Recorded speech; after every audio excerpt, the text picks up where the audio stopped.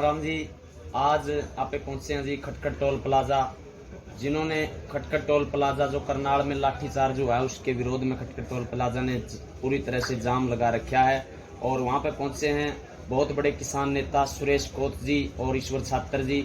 आइए उनसे बातचीत करते हैं। राम राम जी। राम राम जी। सर, आप हमारे दर्शकों को बताइए कि आंदोलन की क्या रणनीति है और क्या चल रही, जैसे 9 महीने पूरे हो चुके हैं, आगे किसान मोर्चा की क्या रणनीति है जी? देखिए, आंदोलन है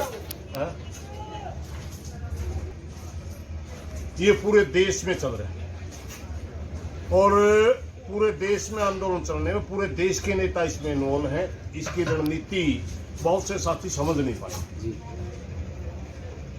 ये जब आंदोलन चला आक्रामक भी था, इसमें सोच भी थी, इसमें एक नियत भी थी। बहुत से साथी इस बात को नहीं समझ पाए आंदोलन लंबा क्यों चला। लंबा चलने के 2-3 कारण थे। हमें पहले से पता चला था कि मोदी जी ने 6,800 करोड़ रुपए मात्र मोदी ब्रांड बनाने के लिए खर्च कर दी। ये इतना जल्दी मानने वाला नहीं है। ये बहुत अहंकारी आदमी है। इसके पिछला रिकॉर्ड आप उठाइए, चाहे कितने बड़े बड़े आंदोलन हुए, चाहे सीएए का प्रोटेस्ट हुआ या इन्होंने 1 साल तक जम्मू कश्मीर को कैद बना के रख दिया, या लेबर्स के कितने एक्ट लेके आए, या कर्मचारियों ने कितने प्रदर्शन किए, आज तक इसने जो कानून बनाया वापिस नहीं हुआ। हमें पहले मालूम था, इसलिए हमें उसी तरह का एक रणनीति प्लान करी कि ये आंदोलन लंबा चलेगा। दिल्ली के बॉर्डरों के ऊपर आंदोलन लेकर के गए, वहां आंदोलन लेकर के जाने से एक बात साफ और सुथरी निकल के आई कि या तो मोदी जी हमारी बात मान लेगा, वरना हम बीजेपी की जड़ को काट देंगे हिंदुस्तान के अंदर। क्योंकि ये आंदोलन मात्र मोदी के खिलाफ नहीं है, बहुत से साथी सोचते हो, ये एक नीति के खिलाफ है। ये नीति मात्र मोदी नहीं रहा। 1994 के अंदर डॉक्टर मनमोहन सिंह वित्त मंत्री थे, पीवी नरसिम्हा प्रधानमंत्री थे, उस समय WTO में साइन हुए। 2012 में कांग्रेस सरकार भी बिल लेकर के आ रही। ये लड़ाई है जो मेहनत करने वाला किसान है या मजदूर है, और या मल्टीनेशनल कंपनी जो लूटने वाली। बहुत लंबा आंदोलन था, बहुत लंबी ये नीति है। हमें पता था लंबा आंदोलन चलेगा। आज पूरे देश का किसान इस नीति को समझ चुका है, पहले नहीं जानता था। आज पूरे देश का किसान इस भाषा को बोल रहा है कि आंदोलन लड़ना बहुत जरूरी था। क्योंकि जब हम आंदोलन लेके आए थे हमें तो पता था, हमें पता था हम मात्र किसानों की मांग लेकर के जा रहे हैं, मगर सच्चाई में उस समय इतनी नीति हैवी थी इसकी आंदोलन के ऊपर, इतनी पूरा देश ही गुलाम हो रहा है। कोई मोदी के खिलाफ बोलने की हिम्मत नहीं कर सकता था। अगर कोई पोस्टर लगाता था उसके खिलाफ राजद्रोह के पर्चे दर्ज कर दिए जाते। कोई 76 टूल किट के नाम से एक मामला आपने सुना होगा, पढ़ने वाली लड़की को देशद्रोह लगा के अंदर कर दिया गया। दिल्ली में एक पोस्टर छापा, 25 लड़कियों को अंदर कर दिया गया। यानी पूरी तरह तानाशाही आ चुकी देश के अंदर। उसको पूरी जनता जागरूक करने के लिए भी आंदोलन काम कर रहा है, पूरी जनता जागरूक भी हो रही है और उस हिसाब से आगे की रणनीति आती रहेंगी। अभी कन्वेंशन थी हमारी पूरे देश के अंदर, हर स्टेट के अंदर SKM का गठन किया जाएगा, हर घर तक आंदोलन को पहुंचाया जाएगा और या तो बीजेपी सरकार मान लेगी, वरना हम एंटी बीजेपी पूरे देश के अंदर कैंपेन चलाएंगे। हालांकि आंदोलन गैर राजनीति का हमारा कोई मकसद नहीं है, मगर हमारी मजबूरी है। मकसद हमारा मात्र तीनों किसानों के कानून वापिस करवाना और MSP की खरीद की गारंटी कानून लेना। मगर मजबूरी है कि हमारा प्रधानमंत्री मात्र राजनीतिक भाषा समझता है, इसलिए हमने उत्तर प्रदेश के अंदर भी अब चुनाव में जाना पड़ेगा, उत्तराखंड के अंदर भी बीजेपी के खिलाफ जाना पड़ेगा, पंजाब में भी जाना पड़ेगा, हर जगह हम इनके खिलाफ जाएंगे। संयुक्त मोर्चा रणनीति।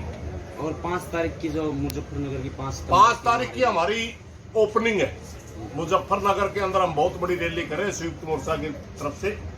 वो हमारी एंटी बीजेपी एक ओपनिंग है, ये दिखाने के लिए कि आप यहाँ जीतने के लिए प्रचार करेंगे, हम आपको यहाँ रहने के लिए प्रचार करेंगे। और अगर किसान की बात मान लेती है सरकार, फिर हमने कोई लेना देना नहीं कौन हार रहा है कौन जीत रहा है, फिर हमें क्योंकि हम एक प्रेशर ग्रुप के रूप में काम कर रहे हैं। और प्रेशर ग्रुप के तहत ही हमारी जो मांग है वो हमारी फर्स्ट रहेगी। जो आज ये घटना हुई है प्रधान जी करनाल के अंदर, ये घटना भी उसी रणनीति के तहत है, क्योंकि हरियाणा प्रदेश का किसान ही आज आंदोलन में सबसे अग्रणी भूमिका निभाए।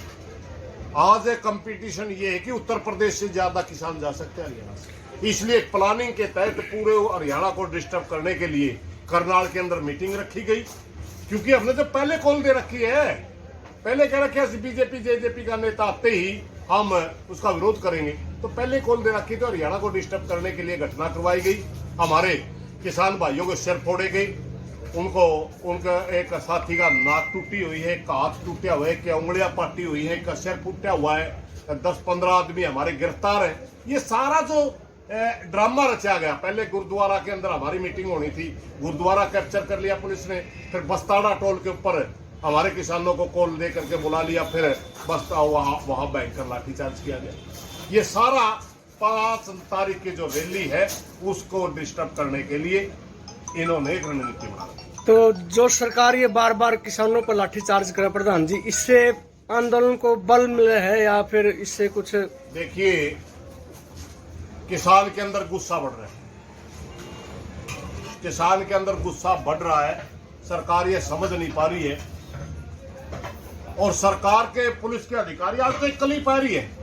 कोई ड्यूटी मजिस्ट्रेट बना रखा हो सकता है, कोई एसडीएम लेवल का अधिकारी, उसका मुंह नहीं दिख रहा, पीठ दिख रही है, हम पता लगाएंगे कौन है वो। उससे पहले कह रहे हैं, किसान इकट्ठा होने से पहले बोल रहा है कि सिर फोड़ने हैं, किसान को उठा उठा के पटकना है, क्यों तेरे बाप का राज है। देश के अंदर प्रजातंत्र है, हमारा मौलिक अधिकार है, प्रजातंत्र के अंदर संविधान ने हमारे को राइट दे रखा है, हमारे चुने हुए नुमाइंदे का विरोध करना शांतिपूर्वक तरीके से हम विरोध करने जा रहे थे। क्या ऐलान है संयुक्त किसान मोर्चा का फिलहाल जो हमारे हरियाणा के अंदर नाकेजाम है, ये ऐलान है, जब तक 15 आदमी गिरफ्तार का जो हमारे कर रखे हैं तब तक वो छोड़े ही नहीं जाते, तब तक अनिश्चित काल के लिए रोड जाम होंगे, और हमारे साथी जब छूट जाएंगे उसके बाद हम हरियाणा के किसान संगठनों की एक मीटिंग बुला करके आगे की रणनीति फिर घोषणा करेंगे। धन्यवाद जी प्रधान जी हमारे से बात करने के लिए। हाँ जी भाई साहब।